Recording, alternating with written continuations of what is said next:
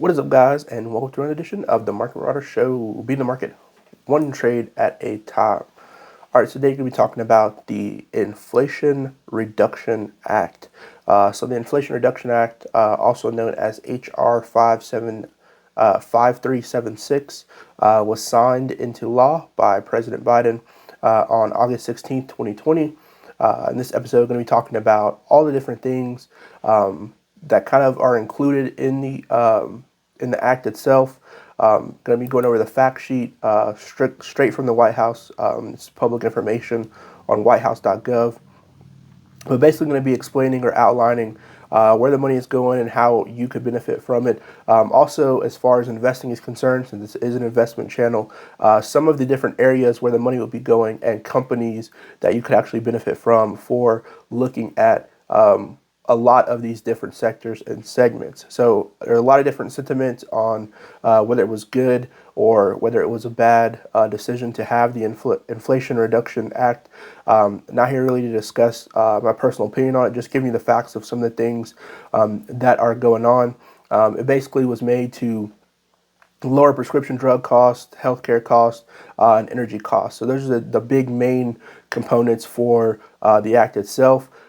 And definitely those are different areas that have publicly traded companies. So as an investor, you could benefit from those as well to try to help fight this current recession or the recession that people say that we are in.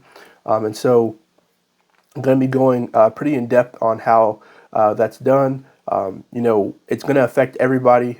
It was signed, so it's not something that still needs to be voted on.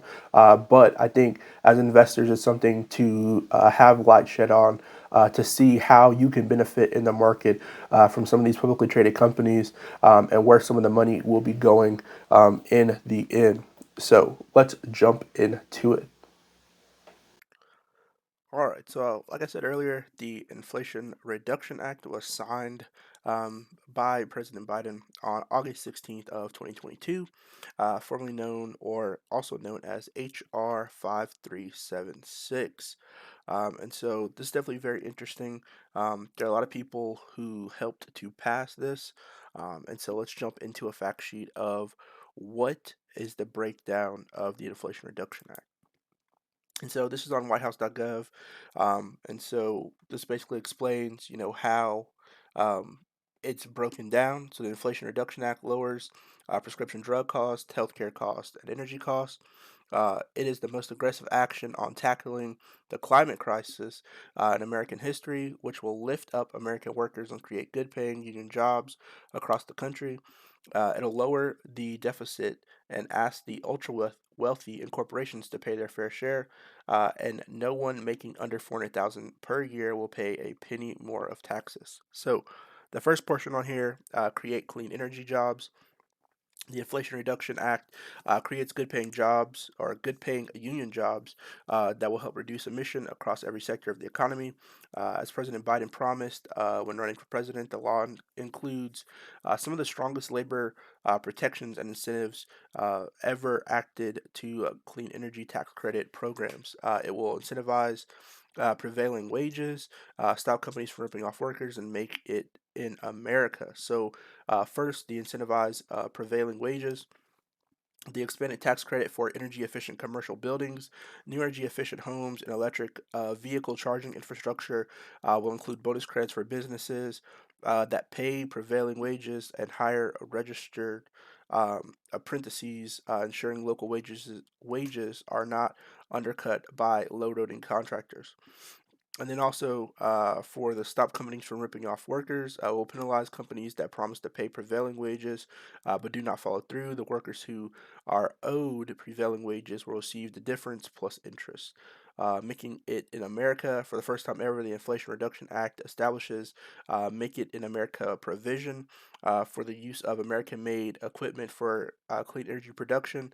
The law provides expanded clean energy tax credits for wind, solar, nuclear, clean hydrogen, clean fuels, and carbon capture, including bonus credits for businesses to pay workers a prevailing wage and use registered apprenticeship programs.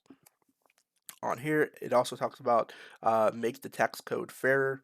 So the Inflation Reduction Act will make our tax code fair by cracking down on millionaires, billionaires, and corporations that evade their obligations to make sure the largest corporations pay their fair share.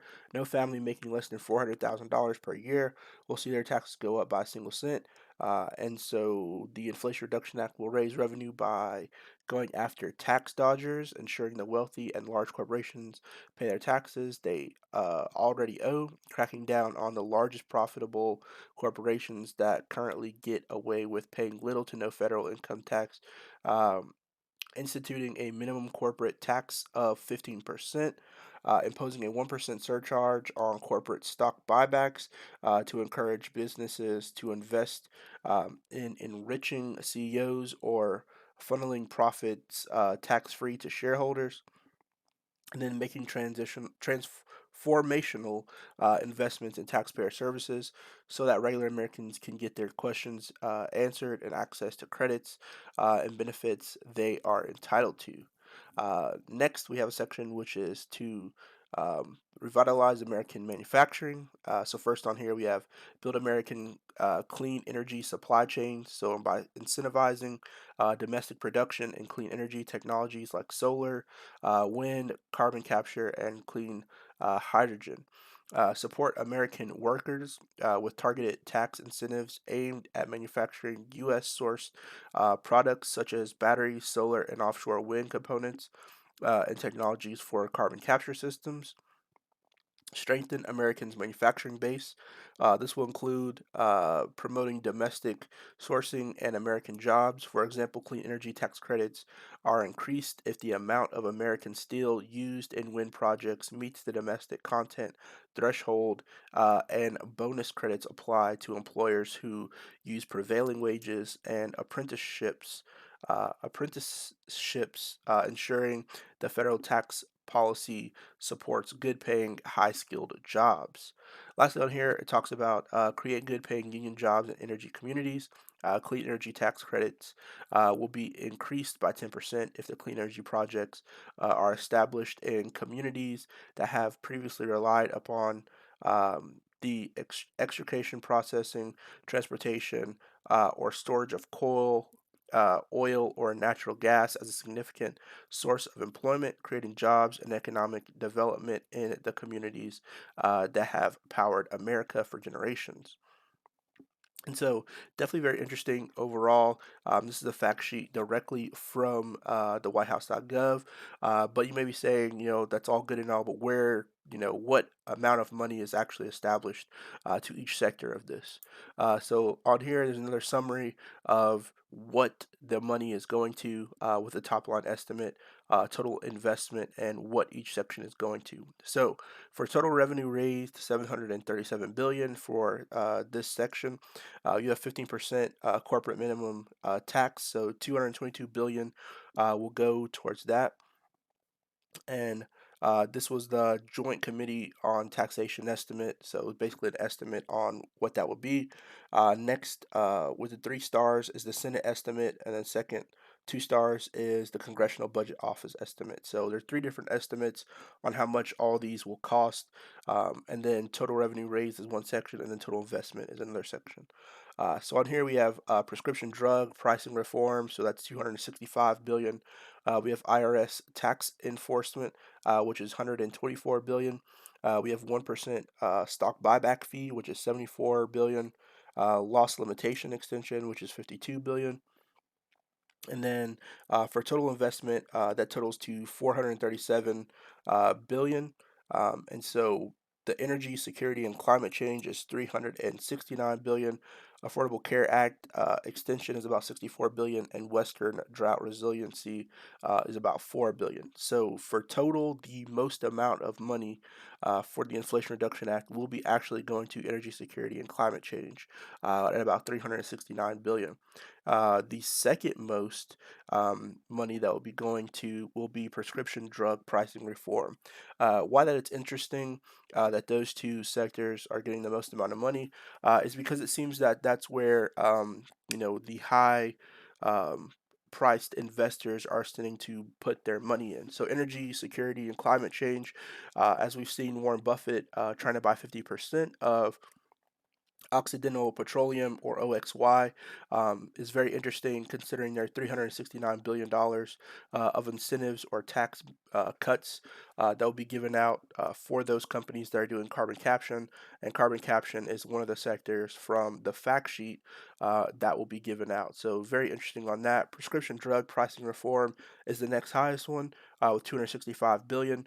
And you've seen the likes of like Mark Cuban, who's trying to find or trying to do a prescription drug reform um, with his company to help make healthcare or make drug prices cheaper for many of Americans, but it is coming with a $265 billion tax incentive. So it's very interesting to see where a lot of the whales or big money is putting their resources and effort into. It seems to kind of be stemmed around this Inflation Reduction Act that was passed, and so, very interesting to see those two sectors. I would look at stocks in those two different sectors.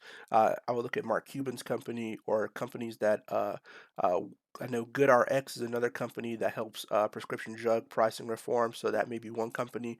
I know they're publicly traded. The company that Mark Cuban is trying to make, that would be something to do to research as well.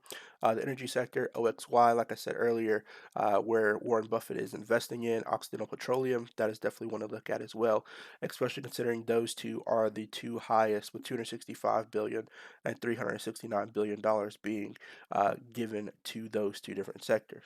Lastly, on here we have expands Medicare benefits, so free vaccines to 2023, $35 a month for insulin to 2023, caps out of pocket drug cost an estimate $4,000 or less in 2024, and settling at $2,000 in 2025. We have lowers energy bills as another sector for number two, the bullet point, which cuts energy bills by $500 to $1,000 per year. Make historic climate investment to reduce carbon emissions by roughly 40% by 2030.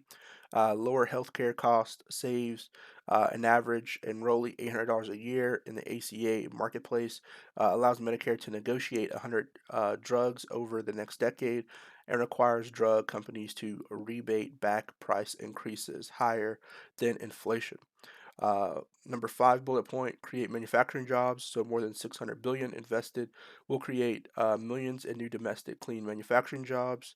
For number six, we have invest in disadvantaged communities. So cleaning up pollution and taking steps to reducing environmental injustice with 60 billion for environmental justice. There's number seven, which is close tax loopholes by the wealthy.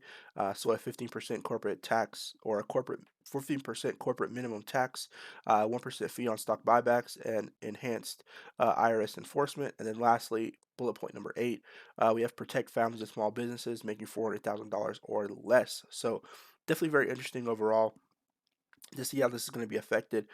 Quite a bit of money in those two sectors, like I said earlier, with these top line estimates. Now, just bear in mind these are estimates; these are not the exact amount that are going in here, and these are estimates by three different committees. You have the Joint Committee on Taxation estimate, you have the Congressional Budget Office estimate, and the Senate estimate awaiting final CBO score. So these are just estimates. Don't take these as the final value. But like I said again, these two industries do seem to have the most amount of money as far as estimate is concerned, and they were estimated by two different people or two different groups. The prescription drug pricing reform was estimated by Senate and is awaiting CBO score. And then the first one was estimated by the Joint Committee on Taxation estimate. And so definitely make sure you look at those different committees, look at the whales that are moving in the market, see what they're doing. That will definitely be an indicator as to which one of these plays would be the best for you to potentially put in your long-term portfolio or just to look at. These are two really big sectors in the market. And so I would look at those. Overall, I really don't know about the drought resiliency. I don't know what companies would be involved in that, but there are definitely a large amount in the energy security and climate change, as well as the prescription drug pricing reform section. So hopefully that information helped you all out. Stay safe out here in this very volatile market, and I'll see you guys on the next one. Peace.